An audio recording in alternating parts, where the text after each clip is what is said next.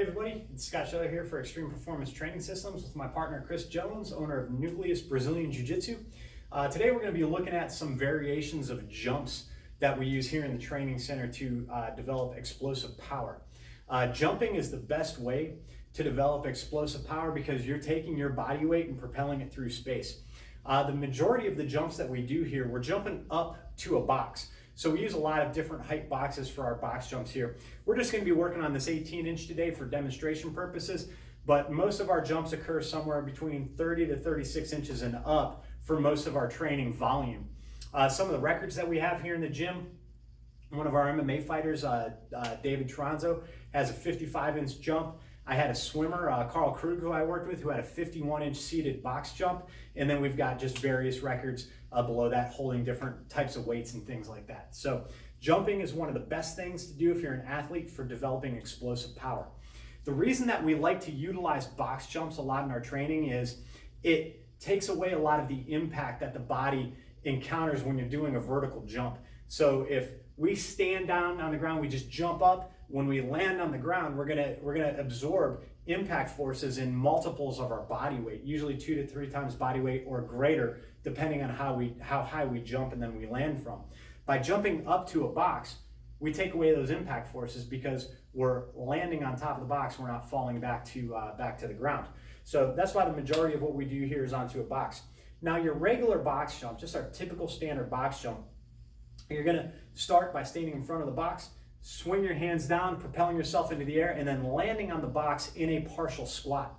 I want to emphasize the landing on the box because that's what allows that impact force to absorb through the ankles, the knees, and the hips, and the load-bearing joints. And you want to hold that position for a couple of seconds. So if Chris is going to do a regular box jump here, he's going to stand in front of the box. You don't want to stand too far away because you don't want to horizontally jump out into the box. So he's just going to jump and he's going to land in a partial squat here on the box. Good. See how he landed with his knees and his ankles bent, allowing his body to absorb that impact. So that's one of the variations that we do. This is our regular box jump. Some of the things that we can do to get a little bit more out of this is we'll hold different types of weights. We might put weight vests on, wear ankle weights, hold kettlebells, hold dumbbells. There's a lot of different ways that you can overload this movement and get stronger at your jump. So you don't just want to do body weight box jumps all the time. We want to work a lot of variety into our jumps. The next type of jump that we do, and we found this to be very beneficial, particularly with our athletes who need a lot of hip strength and hip power, is the kneeling box jump. So what Chris is going to do is he's going to kneel down on the ground, and this is going to be a 2-part jump. He's actually going to jump from his knees, landing on his feet on the ground, and then from that, propel onto the box. The key with this is the amortization phase. The amortization phase is when you transfer from the downward to the upward movement of the jump. We want that to be as fast as possible. So Chris is going to jump off his knees, land on his feet, hit the ground, and then immediately explode up onto the box. Go ahead, Chris.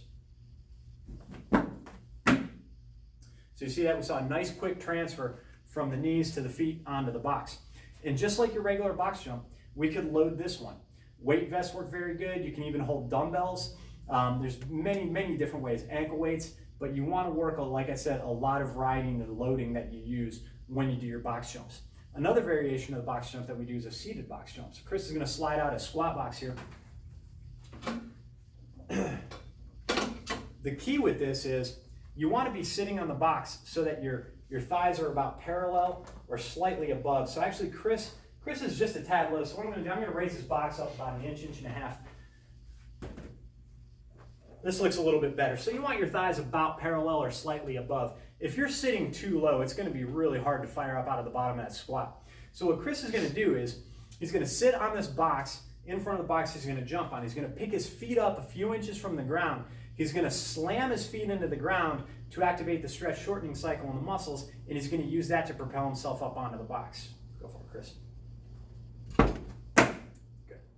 So what you see here with the seated box jump is this takes out the counter movement that we have when we're doing a regular jump, and it makes it a little bit more difficult. Something interesting that I found with some of the athletes that I work with is, I mentioned earlier in the video, a swimmer that I worked with, he was able to jump onto a higher box from a seated position than he could with a counter movement. And what this just showed is he had tremendous starting strength. He could go from a static position, overcome that position with a dynamic effort, much more effectively than he could use a counter movement. When I thought about that, it made sense because he spent the majority of his career bending over on a diving block, putting his fingers down and holding that position, waiting for a gun to go off. So here he is holding a static position that he's got to overcome with a dynamic movement to get himself in the pool to start his race. So he was actually able to jump onto a 51-inch box from a seated position, yet when he stood with a counter movement, his best jump was 48 inches. So I thought that was really interesting, but that's also a good way to test, to analyze and see what types of speed, strength, power your athletes are more dominant in. But like I said before, we're going to overload these jumps by holding a variety of weights. We can hold dumbbells, we can hold kettlebells, we can use weighted vests, we could wear ankle weights, we could wear wrist weights. You just want to use a lot of variety in the types of loading that you use for your jumping. In addition to these box jumps that we demonstrated, we also do some different types of bounding. We'll do our kneeling jumps, we'll land and we'll do a broad jump, or we might do some single-legged bounding. Jumping should not be, we shouldn't use the same types of jumps all the time. But the one thing that we look at when we're talking about the volume, the training volume that we do, we generally work jumps twice a week, and we generally work between 20 and 40 jumps per workout. Okay, so that could be like doing 4 sets of 10. It could be doing, 8 sets of 5. I don't know if the math is correct there. But you could break it up however you want. Usually what we do is when we're working more weighted jumps, we tend to reduce the repetitions. We'll do shorter rep sets and we'll just do more reps, okay? If you're doing more body weight jumps, we've gotten those up to the point where we could do them in sets of 10. But if you're starting to experience fatigue or you're having a hard time making the box that you're trying to jump onto, you may want to reduce the number of repetitions and just include more sets. So for the most part, if you're a younger athlete, like with our high school athletes or middle school athletes, we'll generally start them at a volume of about 20 reps per workout twice a week. With the more experienced athletes, the athletes that have a little bit more training age under their belt, we're going to push those up to about 40 reps twice a week. Again, we want to work various types of loading on the box jumps, and about one time a month, once about every 4 weeks or so, you want to max out your box jump, okay? Take a record, see where your box jump is at, and then you can use that to gauge the training height. So if you're jumping onto, if you can jump onto a certain height box for 1 rep, you want to take about 80% of that height, somewhere between 75 and 85%, and that's going to be the box that you do the majority of your training to. So let's just say a 30-inch box ended up being about 80% of your max box jump height. That's what you're going to do most of your training volume to. What we'll generally do is we'll do 1, maybe 2 sets to a lower box. We might go, if we're going to jump onto a 30-inch box for the workout, we might start with the 18 for a set of 5. We might go to the 24 for a set of 5, and then we'll do the remainder of our jumps onto the 30-inch box. So again, the bulk of your training should be on a box that represents about 80% of your max height. And once about every 4 to 6 weeks, you should work up in a box jump, try to take a record, even if it's a 1/2 inch or an inch record.